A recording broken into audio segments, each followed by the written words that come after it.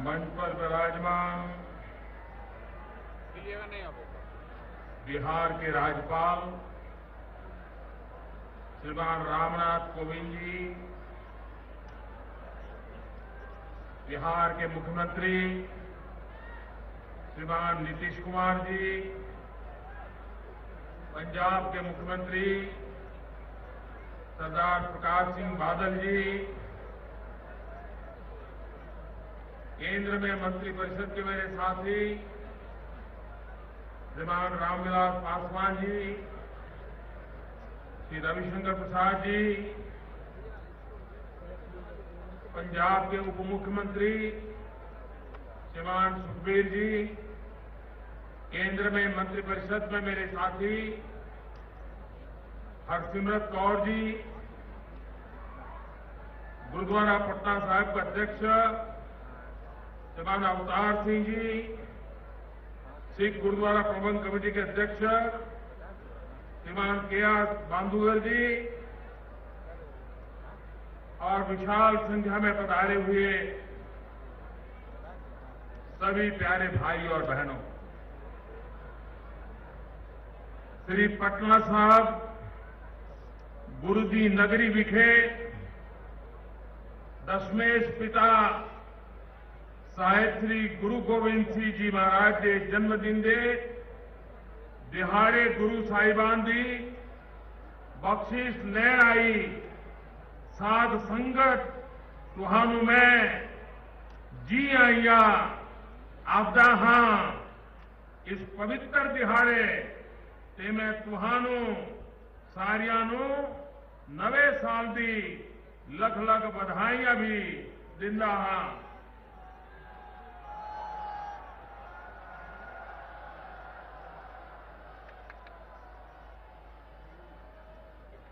आज हम पटना साहिब की इस पवित्र धरती पर इस प्रकाश पर्व को मनाने में भाग्यशाली हुए हैं, लेकिन आज पूरे विश्व में जहां जहां भारतीय रहते हैं, सिख समुदाय रहता है, दुनिया के सभी देशों में भारत सरकार ने हमारी एम्बेसीज के माध्यम से इस प्रकाश पर्व मनाने के लिए योजना बनाई है, ताकि न सिर्फ हिंदुस्तान में लेकिन पूरे विश्व को इस बात का एहसास हो कि गुरु गोविंद सिंह महाराज 350 साल वर्ष पूर्व एक ऐसा दिव्यात्मा का जन्म हुआ जिसने मानवता को कितनी बड़ी प्रेरणा दी, ये विश्व को भी परिचय हो, उस दिशा में भारत सरकार ने भरपूर प्रयास किया है। मैं श्रीमान नीतीश जी को, सरकार को, उनके सभी साथियों को और बिहार की जनता को विशेष रूप से अभिनंदन देता हूं, क्योंकि पटना साहिब में ये प्रकाश पर्व एक विशेष अहमियत रखता है। हिंदुस्तान की एकता, अखंडता,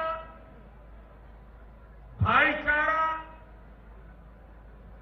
सामाजिक समरसता, सर्वपंथ समभाव, इसका बहुत ही मजबूत संदेश देने की ताकत ये पटना साहिब में प्रकाश पर्व को मनाने में है।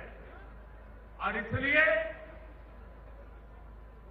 नीतीश जी ने जिस मेहनत के साथ स्वयं, मुझे बताया जाता था कि स्वयं गांधी मैदान आकर के हर चीज की बारीकी से चिंता करके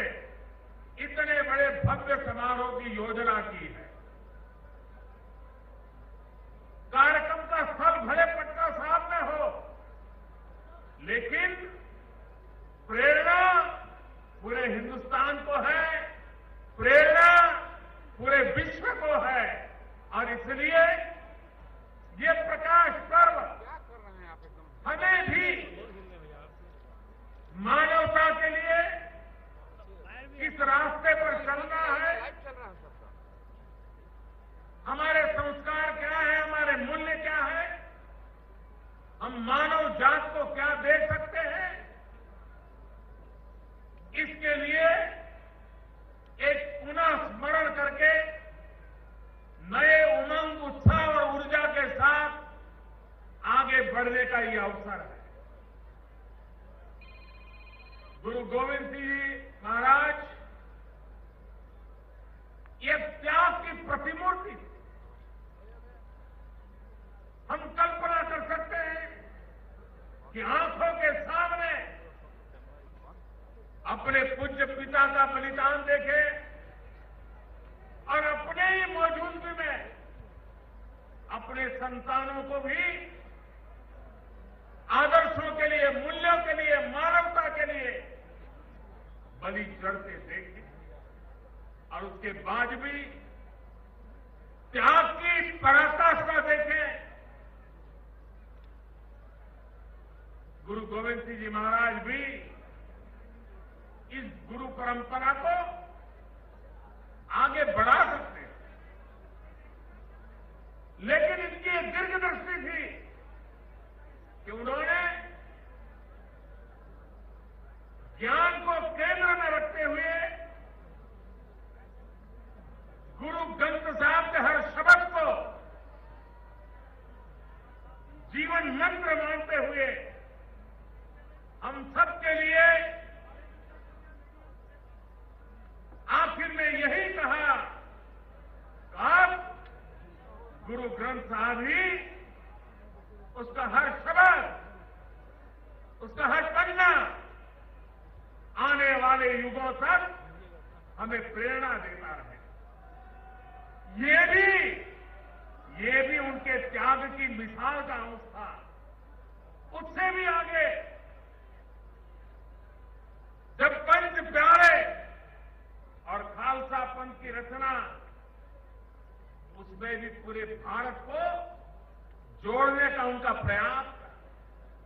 जब लोग आदि शंकराचार्य की चर्चा करते हैं तो कहते हैं कि आदि शंकर ने हिंदुस्तान के चारे कोने में मठ का निर्माण करके भारत की एकता को बल देने का प्रयास किया। गुरु गोविंद सिंह महाराज साहब ने भी हिंदुस्तान के अलग अलग कोने से उन पंच प्यारे की पसंद करके समग्र हिंदुस्तान को खालसा परंपरा के द्वारा एकता के सूत्र में बांधने का उस जमाने में अद्भुत प्रयास किया, जो आज भी हमारी विरासत है। और मैं हमेशा हृदय से अनुभव करता हूं कि मेरा कुछ खून का रिश्ता है, क्योंकि जो पहले पंच प्यारे थे, उन पंच प्यारों को ये नहीं कहा गया था आपको ये मिलेगा, आपको ये पद मिलेगा, आगे आइए। नहीं, गुरु गोविंद सिंह महाराज साहब का कसौटी का मानदंड भी बड़ा ऊंचा रहता था। उन्होंने तो सर कटवाने के लिए निमंत्रण दिया था, आइए आपका सर काट दिया जाएगा और इस त्याग के आधार पर तय होगा आगे कैसे बढ़ना। और अपना सर देने के लिए देश के अलग अलग कोने से लोग आगे आए। उसमें एक गुजरात के द्वारिका का दर्जी समाज का बेटा, वो भी आगे आया और पंच प्यारों में उसने जगह पाई। गुरु गोविंद सिंह महाराज साहब ने उसको गले लगाया और पंच प्यारे खालसा परंपरा निर्माण को किया था गुरु गोविंद सिंह महाराज साहब ने। वे चाहते उस दिशा में ये परंपरा चल सकती थी, लेकिन ये उनका त्याग, उनकी ऊंचाई थी कि गुरु गोविंद सिंह महाराज साहब ने स्वयं को भी उस बंधनों में बांध दिया और उन्होंने कहा कि ये जो पंच प्यारे हैं, ये जो खालसा परंपरा बनी है, मेरे लिए भी क्या करना न करना, कब करना, कैसे करना, ये जो निर्णय करेंगे मैं उसका पालन करूंगा। मैं समझता हूं कि गुरु गोविंद सिंह जी महाराज साहब का इससे बड़ा त्याग की कल्पना कोई कर नहीं सकता कि जिस व्यवस्था ने खुद को खड़ी की, खुद की प्रेरणा से व्यवस्था खड़ी हुई, लेकिन उस व्यवस्था को उन्होंने अपने सर पे बिठाया और स्वयं को उस व्यवस्था को समर्पित कर दिया। और उस महानता का परिणाम है आज 350 साल का प्रकाश पर्व मनाते हैं। तब दुनिया के किसी भी कोने में जाए, सिख परंपरा से जुड़ा हुआ कोई भी व्यक्ति होगा, वो वहां नतमस्तक होता है, अपने आप को समर्पित करता है। गुरु गोविंद सिंह महाराज साहब ने जो परंपरा रखी थी, उस परंपरा का पालन करता है। तो ऐसी एक महान प्रेरणा गुरु गोविंद सिंह महाराज साहब को जब याद करते हैं तो कुछ इतिहासकार शौर्य और वीरता के पहलू को ही प्रकट करते हैं, लेकिन उनकी वीरता के साथ उनकी जो धीरता थी, धैर्य था, वो अद्भुत था। वे संघर्ष करते थे, लेकिन त्याग की पराकाष्ठा अभूतपूर्व थी। वे समाज में बुराइयों के खिलाफ लड़ते थे, ऊंच नीच का भाव, जातिवाद का जहर, उसके खिलाफ भी लड़ाई लड़के समाज को एकता के सूत्र में बांधना, सबको समानता, इसमें कोई ऊंच नीच का भेद न हो, उसके लिए जीवन पर्यंत अपनों के बीच भी वो आग्रहपूर्वक बातों को मनवाने में अपना जीवन खपाते रहे। समाज सुधारक हो, वीरता की प्रेरणा हो, त्याग और तपस्या की तपोभूमि में अपने आप को तपाने वाला व्यक्तित्व हो, सब गुण संपन्न ऐसा गुरु गोविंद सिंह जी महाराज साहब का जीवन आने वाली पीढ़ियों को प्रेरणा देता रहे। हम भी सर्वतंत्र समभाव के साथ समाज का हर वर्ग बराबर है, न कोई ऊंच है, न कोई नीच है, न कोई अपना है, न कोई पराया है। इन महान मंत्रों को लेकर के हम भी देश में सब दूर उन आदर्शों को प्रस्थापित करेंगे। देश की एकता मजबूत बनेगी, देश की ताकत बढ़ेगी, देश प्रगति की नई ऊंचाइयों को प्राप्त करेगा। हमें वीरता भी चाहिए, हमें धीरता भी चाहिए, हमें शौर्य भी चाहिए, हमें पराक्रम भी चाहिए, हमें त्याग और तपस्या भी चाहिए। ये संतुलित समाज व्यवस्था ये गुरु गोविंद सिंह जी महाराज साहब के हर शब्द में, जीवन के हर काम में हमें प्रेरणा देने वाली रही है। और इसलिए आज इस महान पवित्र आत्मा के चरणों में सर झुकाने का सौभाग्य मिला है। आज गुरु गोविंद जी महाराज साहब के उसी स्थान पर आकर के गुरु ग्रंथ साहब को भी नमन करने का सौभाग्य मिला है। मुझे विश्वास है कि हमें प्रेरणा देता रहेगा। यहां नीतीश जी ने एक बहुत महत्वपूर्ण बात को स्पर्श किया। महात्मा गांधी चंपारण सत्याग्रह की शताब्दी, लेकिन मैं नीतीश जी को हृदय से एक बात के लिए अभिनंदन करता हूं। समाज परिवर्तन का काम बड़ा कठिन होता है, बहुत मुश्किल काम होता है, उसको हाथ लगाने की हिम्मत करना भी बड़ा मुश्किल काम होता है। लेकिन उसके बावजूद भी नशा मुक्ति का जिस प्रकार से उन्होंने अभियान चलाया है, आने वाली पीढ़ियों को बचाने के लिए उन्होंने जो बीड़ा उठाया है, मैं उनकी बहुत बहुत अभिनंदन करता हूं, बधाई देता हूं। और मैं भी पूरे बिहार वासियों से, सभी राजनीतिक दलों से, सभी सामाजिक जीवन में काम करने वालों से यही गुजारिश करूंगा कि ये काम सिर्फ सरकार का नहीं है, ये काम सिर्फ नीतीश कुमार का नहीं है, ये काम सिर्फ किसी राजनीतिक दल का नहीं है, ये जन जन का काम है। उसको सफल बनाएंगे तो बिहार देश की प्रेरणा बन जाएगा। और मुझे विश्वास है कि जो बीड़ा नीतीश जी ने उठाया है वो जरूर सफल होंगे और हमारी आने वाली पीढ़ी को बचाने के काम में गुरु गोविंद सिंह जी महाराज का ये प्रकाश पर्व भी उनको आशीर्वाद देगा, उनको एक नई ताकत देगा। और मुझे विश्वास है कि बिहार देश की एक बहुत बड़ी अनमोल शक्ति बनेगा। देश को आगे बढ़ाने में बिहार बहुत बड़ा योगदान करेगा, क्योंकि ये बिहार की धरती है जिसने गुरु गोविंद सिंह जी महाराज साहब से अब तक अनेक महापुरुष हमें दिए हैं। राजेंद्र बाबू की याद करें, चंपारण सत्याग्रह की कल्पना की भूमि है ये। जयप्रकाश नारायण, कर्पूरी ठाकुर,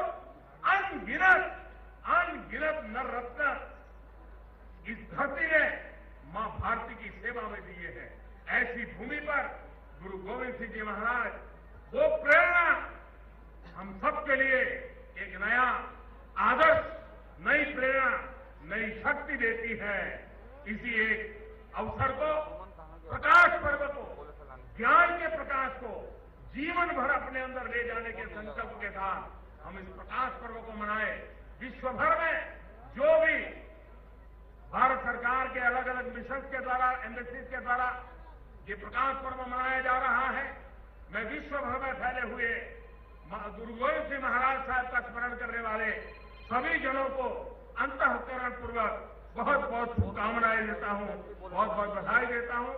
भारत सरकार ने इस प्रकाश पर्व को बहुत व्यापक रूप से हिंदुस्तान और हिंदुस्तान के बाहर मनाने की योजना बनाई है, कमेटी बनाई है। 100 करोड़ रुपया उस काम के लिए लगाया है। रेलवे ने अलग से करीब 40 करोड़ रुपया लगा करके सारी व्यवस्थाएं इस प्रकाश पर्व के निमित्त खड़ी की है। भारत सरकार के सांस्कृतिक विभाग ने भी करीब 40 करोड़ रुपया लगा करके अनेकविध योजनाओं को साकार करने की दिशा में काम किया है, ताकि ये हमेशा हमेशा आने वाली पीढ़ियों को प्रेरणा देने वाला काम बने। उस दिशा में हम काम कर रहे हैं और आगे भी इस काम को आगे बढ़ाते जाएंगे। मैं फिर एक बार इस अवसर पर, इस पवित्र अवसर पर सहभागी बनने का मुझे सौभाग्य मिला, अपने जीवन को धन्य मानता हूं। आप सबसे प्रणाम करते हुए जो बोले सो निहाल।